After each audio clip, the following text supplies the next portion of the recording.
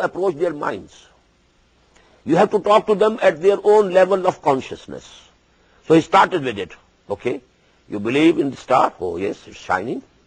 It's very high. Maybe. It's just, possible that it is the Lord. But then when it said, oh, we are not going to love those who said.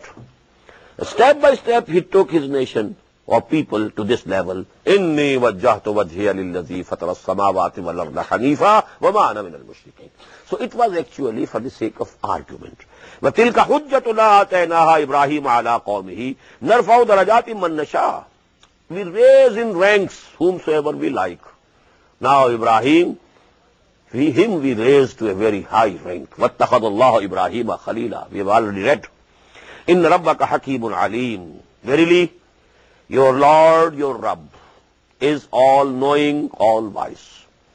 وَوَهَبْنَا لَهُ إِسْحَاقَ وَيَعْقُوبَ. And we gave him, Ibrahim, a son like Ishaq, and a grandson like Yaqub. Kullan hadayna. And all of them, we guided them to the right path. وَنُوحًا هَدَيْنَا مِنْ قَبْلِ. And we had given the guidance to Nuh before him. وَمِنْ ذُرِّيَّتِهِ. And from among his progeny, Dawood wa Sulaymana wa Ayyuba wa Yusufa wa Musa wa Harun. Among the progeny of Ibrahim, we raised Dawood and Sulaiman and Ayyub and Yusuf and Musa and Harun alayhim as-salatu was-salam wa kazalika najzil muhsinin. And this is how we give reward to those people who do good, who worship Allah in the best of the ways, in the most earnest ways. As I explained, ihsan, the highest level, spiritual level, Islam, then iman, then ihsan. وَكَذَلِكَ نَجْزِي الْمُحْسِنِينَ. And this is how we recompense, we give the reward to those muhsineen. But Zakaria, and not only them, but Zakaria, wa Yahya, wa Isa, wa Ilyasa, kullu min as-salihin. Among his progeny, we raised Zakaria and Yahya and Isa, wa Ilyas, and all were from the righteous people. Wa Ismaila, wa Yasa, wa Yunus, wa Luta. As I told you, when we were reading Surah Nisa, at different intervals in Quran we find, these names of the prophets and messengers of Allah arranged as if flowers in a flower pot. So this is again another flower pot of the names of the prophets of Allah subhanahu wa ta'ala. How many prophets named here? وَوَهَبْنَا لَهُ إِسْحَاقَ وَيَعْقُوبَ كُلًّا هَدَيْنَا وَنُوحًا هَدَيْنَا مِنْ قَبْلِ وَمِنْ ذُرِّيَّتِهِ دَاوُودَ وَسُلَيْمَانَ وَأَيُّوبَ وَيُوسُفَ وَمُوسَى وَهَارُونَ. 9 in 1. And if you add Ibrahim, then they become 10. Then Zakaria wa Yahya wa Isa wa Ilyas. Then Ismaila wa Yasa'a wa Yunusa wa Luta wa kullan faddalna ala al-alameen. Now, it's about 12 names of the prophets of Allah subhanahu wa ta'ala. وَمِنْ آبَائِهِمْ وَذُرِّيَّاتِهِمْ وَإِخْوَانِهِمْ. And each prophet had, round him a circle of righteous people. If you are on the right path, you can hope that your progeny, your sons, maybe they are not prophets, but they will be on the right path. And this has been the rule of Allah subhanahu wa ta'ala. Although there is possibility, someone may go wrong way. Out of 4 sons of Hazrat Nuh, one was, doomed. And he was drowned before his own eyes, before the eyes of the father. But 3 were with him on the right path. And it's very, bad today that, many of great ulama and big, religious leaders, we find that out of their sons, none is going the way they used to go. This is a bad sign.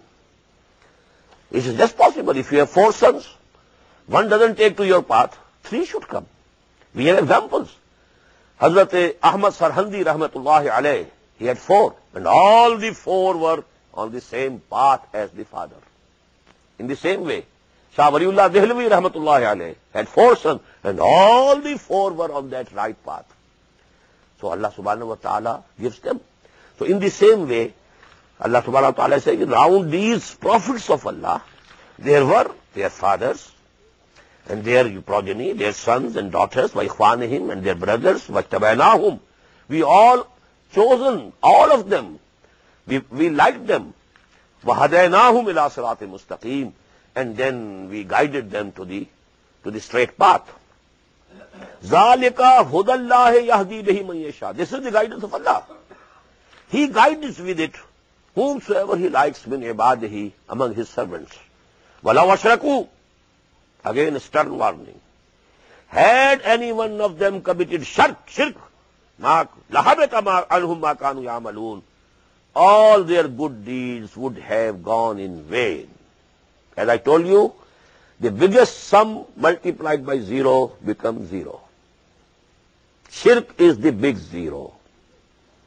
You are praying, you are keeping fast, you are performing Hajj, you are doing Umrah every year, you are doing this, you are doing that, but you are doing some form of shirk also. All thing multiplied zero comes to zero.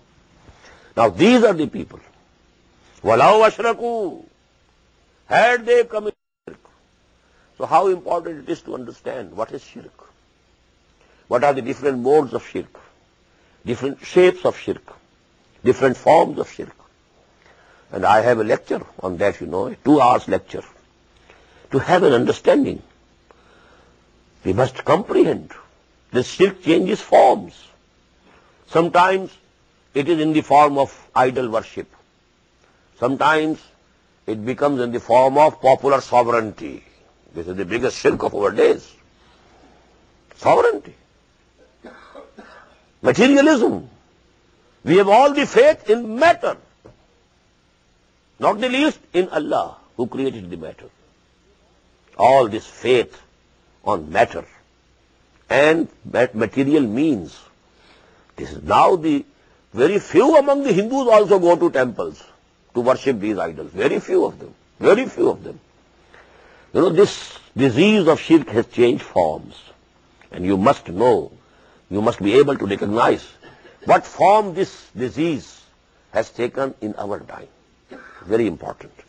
وَلَوْ أَشْرَكُوا لَحَبِطَ عَنْهُمْ مَا كَانُوا يَعْمَلُونَ. Had they committed shirk, all they had been doing good deeds would have come to a zero, would have vanished and would have gone in vain. أُولَٰئِكَ الَّذِينَ آتَيْنَاهُمُ الْكِتَابَ وَالْحُكْمَ وَالنُّبُوَّةَ.